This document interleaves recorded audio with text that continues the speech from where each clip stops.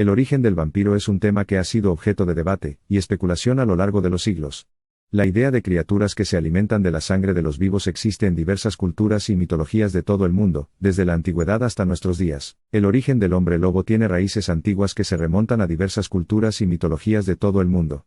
La figura del hombre lobo, también conocido como licántropo, es una criatura legendaria que se transforma parcial o completamente en lobo, ya sea por voluntad propia, por maldición o por influencia de la luna llena. En este vídeo trataremos las entidades de vampiros y lobos desde el plano astral, y su directa relación con el plano físico a través de la materialización y la semicorporeidad.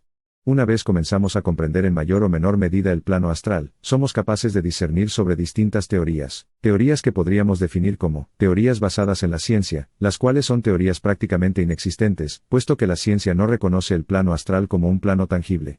Teorías basadas en deseos. Teorías basadas en fantasías. Teorías basadas en especulaciones. Teorías basadas en conocimiento fruto de distintos ensayos o análisis. Teorías basadas en referencias a actos o acciones documentadas como conclusiones de vivencias, hechos, sucesos o acontecimientos. Y teorías basadas en experiencias. Siendo estas últimas en mi opinión las de más valor, en este vídeo vampiros y lobos. Trataremos el fenómeno como una teoría basada en actos o acciones, fruto de vivencias propias y extrañas de hechos, sucesos o acontecimientos acaecidos a lo largo del tiempo. Aunque estas dos entidades, vampiros y lobos, difieren notablemente en varios aspectos, las clasificamos juntas, porque tienen en común cualidades de indecible horror y sumamente raras.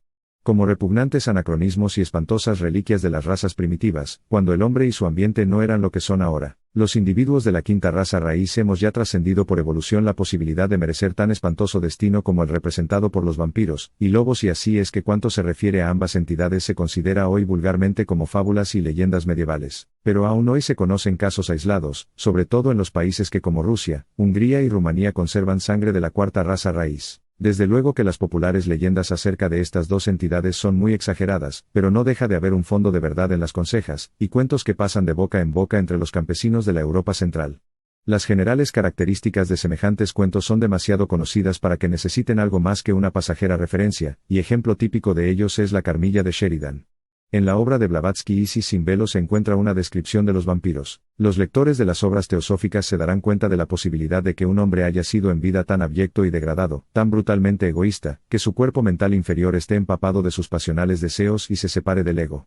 Algunos ocultistas suponen que este caso es más frecuente de los que parece, y que se encuentran numerosas de estas formas desalmadas, pero afortunadamente no es cierta tal suposición. Para llegar al grado de abyección correspondiente al profundo hundimiento de la maldad que acarrea la pérdida de la personalidad y la debilitación de la evolucionante individualidad, sería necesario que el hombre sofocara todo vislumbre de inegoísmo o de espiritualidad sin el más mínimo punto de contrición redentora, y cuando advertimos que aún en los individuos más viles hallamos algo no enteramente malo, hemos de convenir en que están en exigua minoría las personalidades abandonadas por el ego. Sin embargo, aunque pocas, las hay, y de ellas provienen los cada vez más raros vampiros. La abandonada personalidad, incapaz de permanecer en el plano astral, se verá irresistiblemente arrastrada en plena conciencia a su propio lugar, a la misteriosa octava esfera, donde se desintegra después de pasar por experiencias que vale más no describir.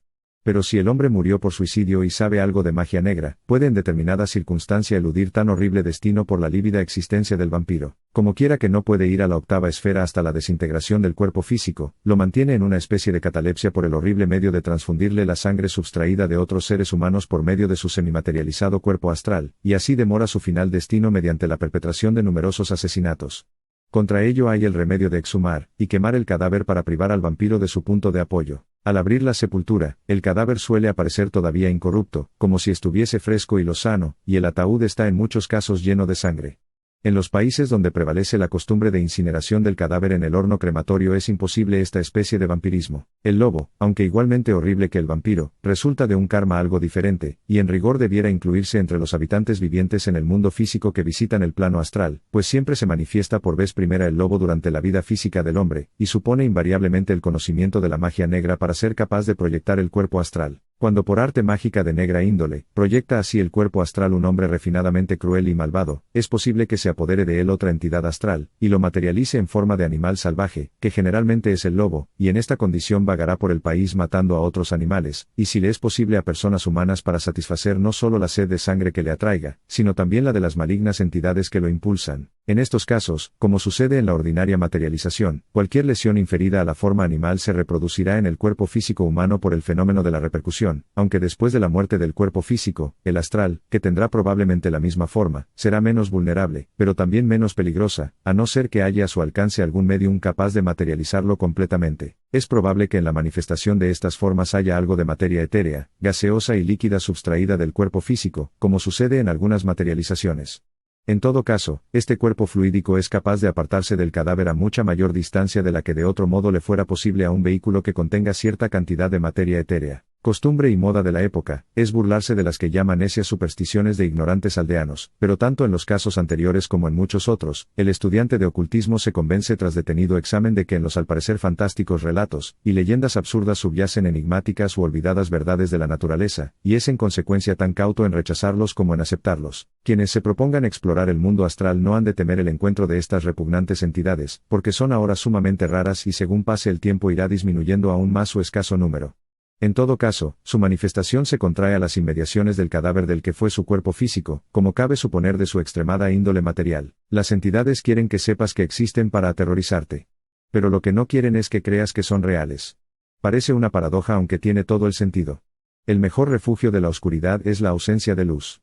Al igual que el mejor refugio de las entidades, sean estas de la naturaleza que sean, es la falta de credibilidad en ellas. Es decir, nuestra duda sobre su existencia es su mejor coartada para seguir existiendo. Que creas en ellas sin saber que existen, es y ha sido su refugio a lo largo de eones. Recordemos que la ignorancia es la base del miedo. El fin que persiguen las entidades negativas o entidades de baja frecuencia, es lucrarse de la víctima pasando desapercibidas. Cuanto más desapercibidas mejor. Las evidencias de su existencia no les gusta. Y curiosamente la ciencia nunca ha reconocido a estas entidades a pesar de los innumerables casos tantas veces relatados por sus propias víctimas. Este es un hecho que también ayuda a esconderse a estas entidades. La ciencia nunca ha admitido el mal en su origen como un hecho o fenómeno externo a nosotros. Por el contrario, la ciencia siempre ha tratado a las entidades como un reflejo o causa de algo creado por nosotros mismos y siempre relacionado con la mente. Por esto el único arma que reconoce la ciencia contra cualquier supuesto mal que nos atenace es la química. Esa química que fabrican y venden los laboratorios y que produce tan considerable beneficio. Beneficio económico me refiero. En nuestra opinión creemos que los vampiros son reales. Y creemos también tal y como los hemos descrito en este vídeo, que tanto los vampiros y hombres lobos son entidades semicorpóreas con capacidad de perpetuarse en nuestro tiempo físico, y de manera material a través de la sangre, el crimen y el sufrimiento ajeno.